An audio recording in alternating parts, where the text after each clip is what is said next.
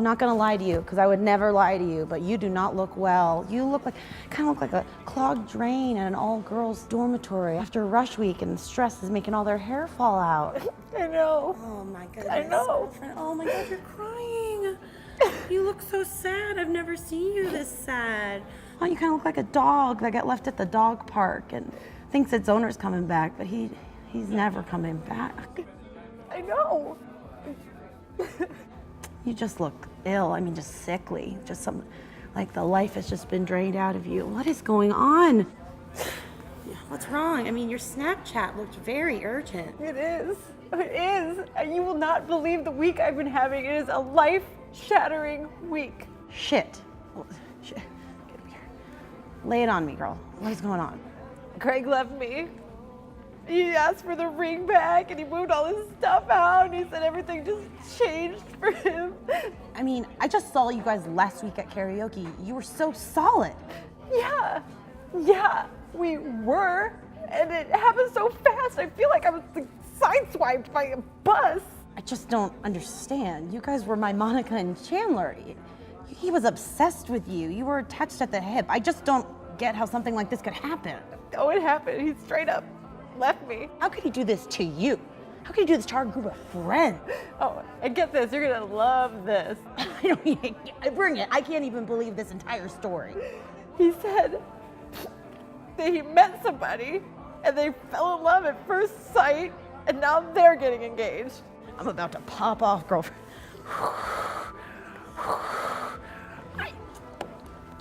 Fucking Craig, man. I know. After 4 years together out of nowhere? What a fucking piece of shit. Tell me, who could he have left you for? The love of his life. What kind of floozy would he leave you for? What kind of whore? Was it his ex? Was it Emma, his ex? I hated her. Jennifer Lawrence. Pardon? You know, Silver Linings Playbook, Joy. Hunger Games, I know, Jennifer Lawrence. She's America's sweetheart. Everybody loves her. Of course I know who fucking Jennifer Lawrence is. I didn't think Craig had it in him, but that is amazing. Good for Craig. I thought we were hating him right now. You know, I'm really trying to, Gina, because of our long-lasting and trusted friendship, and don't take this the wrong way, do not take this. I am just very stoked for Craig right now. This is a real development for him in his life. How can you say that? Like, we were supposed to get married and have a family. He said I was his forever. Just an average Joe getting a catch like Jennifer Lawrence. I bet she's amazing. I bet she just smells so good. I bet she just smells like French lavender. It smells so great that he just walks right past her with her freak celebrity pheromones and while she's in town shooting her new movie and they just fell in love just like that. She is in town right now. She's in town right now. She's in our town now shooting a movie. How did I not pick this up on my, oh my God. And hashtag J-Law. Oh my God, look at her. Oh my God, she's at my J. Crew. She's at my fucking J. Crew. That's where I get all of my cardigans. Shit, man, and they've got a lot of pictures together. It's only been a week, but holy crap, I don't even recognize Craig. I mean, he looks amazing. No beard, all that weight's gone. Just a new confidence. Wow. He was happy with me. Like, yeah, we always joked that I could leave him for George Clooney and he could leave me for her, but did it actually happen? I mean, how was I supposed to know he'd actually meet her? And this did not happen to Ross and Rachel. I'm so broken inside. Yeah, I mean, but you really can't fault him for that. I mean, he saw the gold ring and he just grabbed it. I just didn't think he had it in him, to be honest with you. It's just a real baller move on Craig's part. I really need you to not be happy for Craig right now. Like, I really need you to be miserable with me right now as a friend. Here comes Craig. He looks even better in person. Oh my God, his complexion, everything. You think she's with him? Is she here? Hey, Gina. I'm really happy to see you. Really? Yeah, I mean, I really care about you. I'd hate to see you hurting. If Jen's taught me anything, it's that life's for living. So beautiful. You're a beautiful person, so is she. Yeah, I guess it's called happy metabolism. It's like ever since I met Jen, it's like my body started working right. You know? I mean, it shows. It really shows. It's like you're a new man. I mean, no beard. I thought you would never get rid of that beard. I thought you would be buried with that beard. I remember you tried to get him to shave that beard like 15 times, and he was like, "This is who I am, Gina. I'll never change." And look at you, all changed. Good for you. I remember. Thanks. Anyway, I need to ask you something. Do you still have that leather bag we bought in Williamsburg? Jen told me to pack European, and that's the most European thing I own. So we're heading to the cans, and I can't go without my bag. Oh, excuse me. I'm so sorry to interrupt you and your mother. Former lover. It's just that you are radiating positivity and happiness. I mean, it looks like you found true love. It's just beautiful. It really is. It is beautiful to see. Oh, wait, can I take a picture with you? Sure, yeah. Okay, Great. okay. Thank you so much. You're welcome. Thank you so. Good for you. Just good for you. Nice. Thank you. Well. Oh. Hey, I gotta go. Jen just slipped on some stairs. What a clumsy, beautiful, kind goof. She's the best. Anyway, I'll just have one of our people pick up the bag, so. Good to see you guys. Bye, man. Bye. Great. You look awesome. I'm so happy for you. Oh, he looks so happy. Oh, good for him. I mean, really great for him. Oh, shut the fuck up.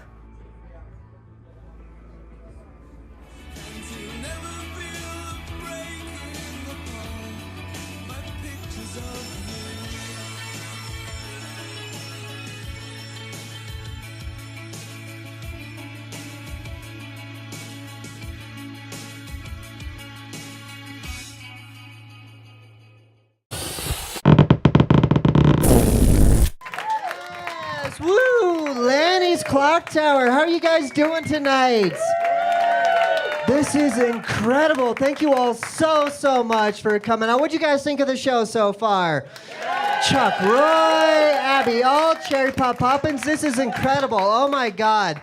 I am so happy to be here. You know, if I could time travel back in time and talk to the person I was when I started stand-up comedy, I would be like, dude, you are fucking terrible. Are you kidding me?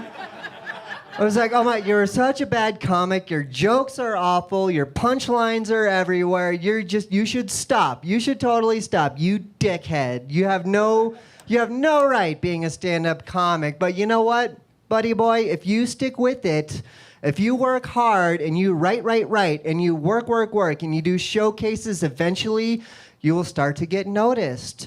You will find out that being yourself on stage is the key to success, and you will start getting showcases. You will start booking your own shows. Eventually, you're going to start to get more opportunities. You're going to start to do festivals. You're going to do colleges. You're going to do conferences. And 9 years down the road, you're going to record your first album at Lanny's Clock Tower Cabaret. Right? Plus, you'll have tits. Are you kidding me?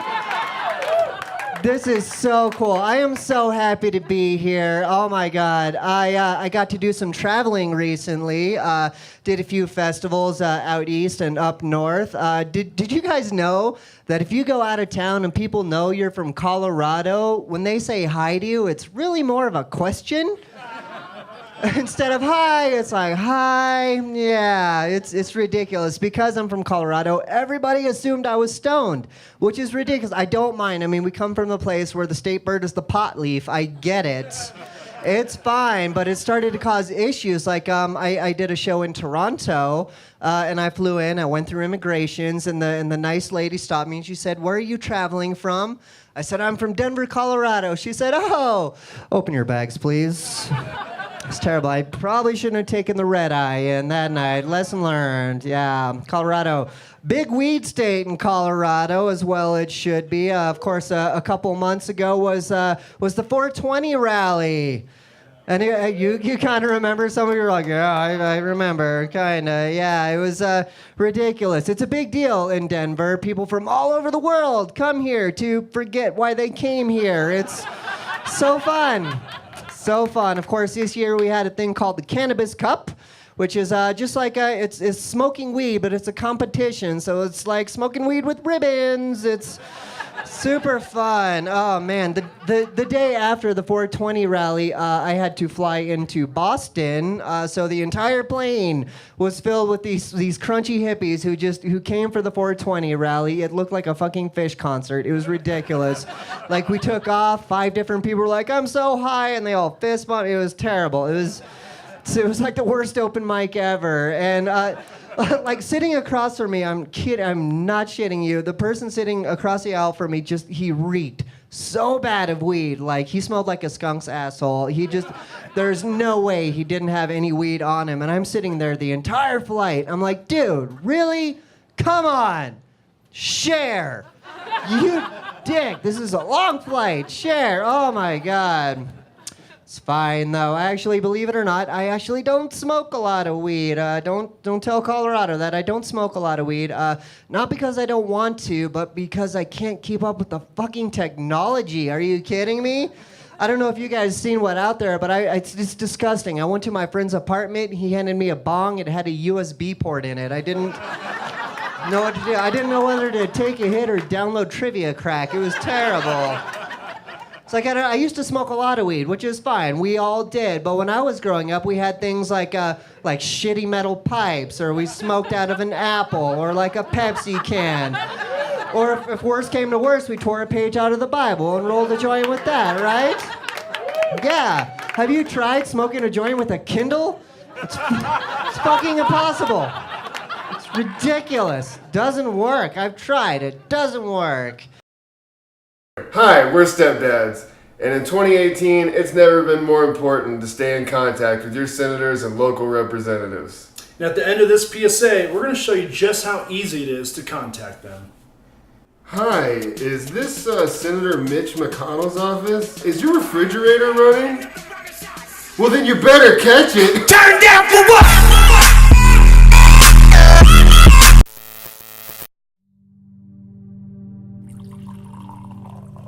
Dear Samantha, I cannot tell you how honored I was to be the subject of your recent essay.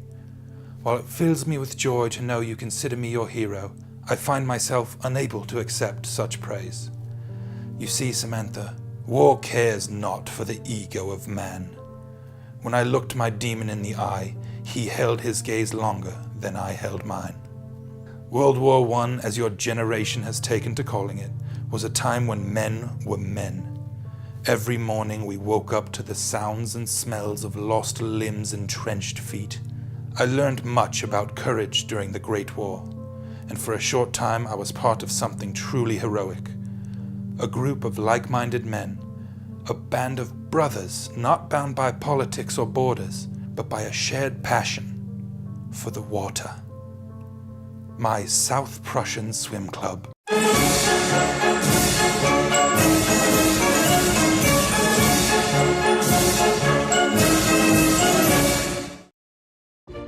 The South Prussia Swim Club was founded in the year 1916 by a man I knew simply as Georgia Slim. Georgia was lucky enough to be separated from his battalion one afternoon, and in search of fresh water and safety, stumbled upon the untouched waters of Lake Missouri. Tucked behind the nefarious cliffs of Balkan West, it was the last true crystal paradise in all of South Prussia. He returned to the battlefield the following day, but could not keep his discovery a secret for long. He recruited myself and a man named Anthony Sekuski to follow him each Sunday to the shores of Lake Missouri. And with that, the South Prussia Swim Club was born.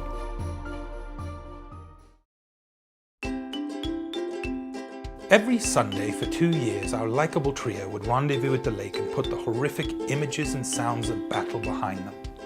Finally, men could be men and take a dip if they'd like. Were we deserters?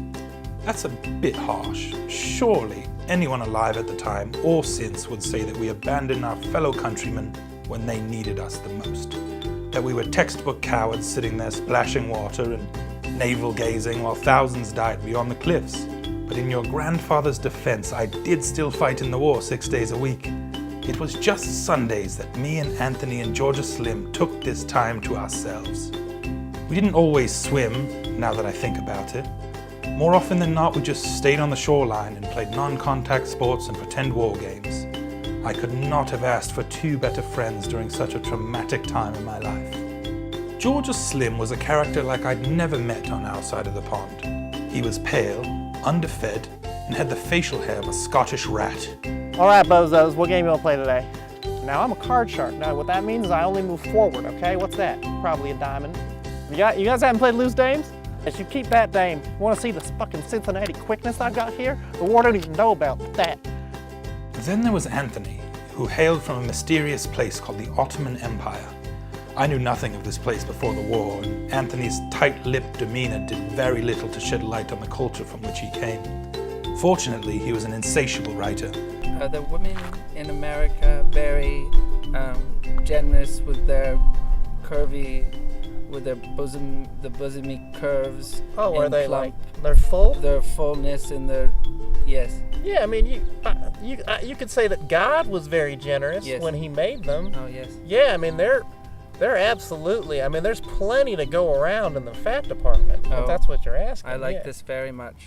Throughout it all, the South Prussia Swim Club was an ideal combination of personalities.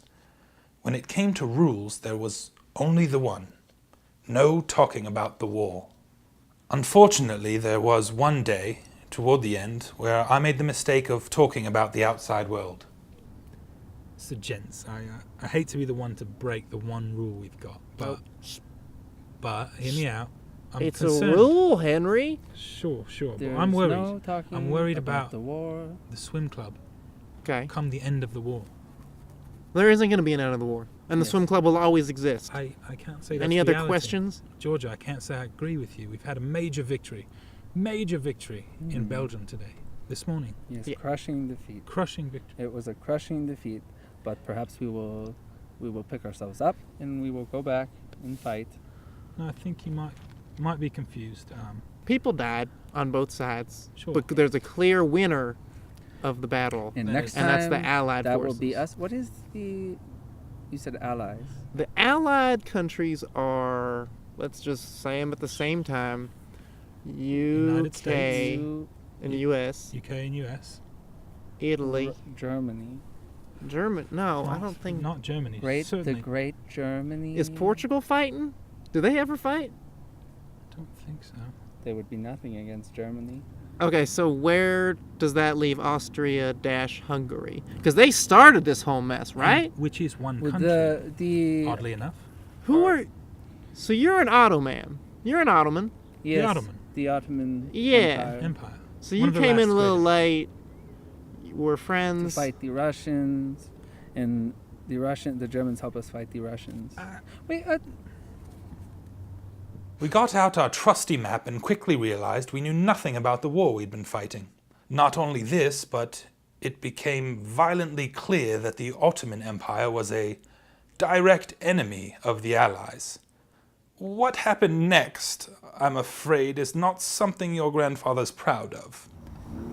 I do not know why I am here.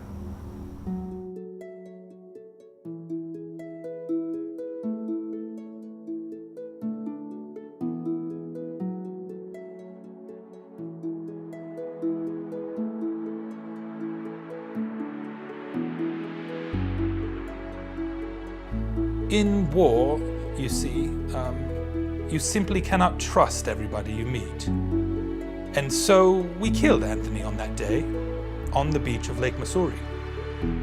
He's the only man I killed during my tour of duty. So, right, there you have it, darling. I hope to speak to you again soon. So long.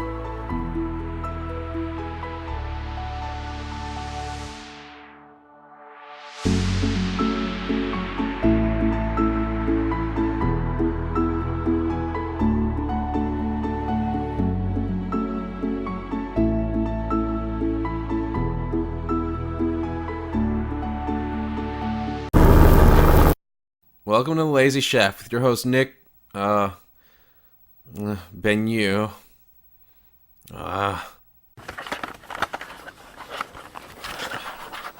Dude. Nick. Huh? Dude, we gonna do this or what? I told you give me 5 minutes.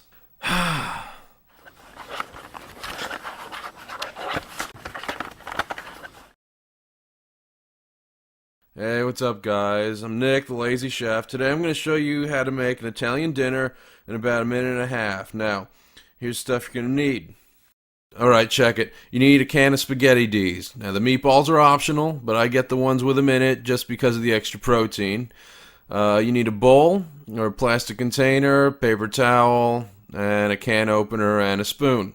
Okay, so like I already had this can pre-opened. Thanks, Brian. Okay, you want to take your can of pasta and hold it over your bowl. If you want to shake the can, it'll probably take some doing to get most of it out because there's so many vitamins in this stuff that it makes it stick to the bottom of the can. But, you're going to take your spoon and knock the rest of this loose. Alright. Okay, so now you're going to take your paper towel and cover the bowl, because if you don't, it's going to look like someone had a big, saucy baby in your microwave, Alright. Okay, so you're pretty much going to set your microwave to a minute and a half or so, depending on how crappy it is. This one's pretty good microwave. In the morning, it gets the underwear toasty in just about 20 seconds or so. So, I have a pre-made one here, so in a few seconds, it should come out like this, and you can make toast with it, but you're gonna have to figure out how to make that one on your own. I don't feel like showing you right now. Okay, there. Now I'm gonna go back to my nap. Hey, dude, it's your turn to clean the kitchen, dude. Whatever, man. Dude.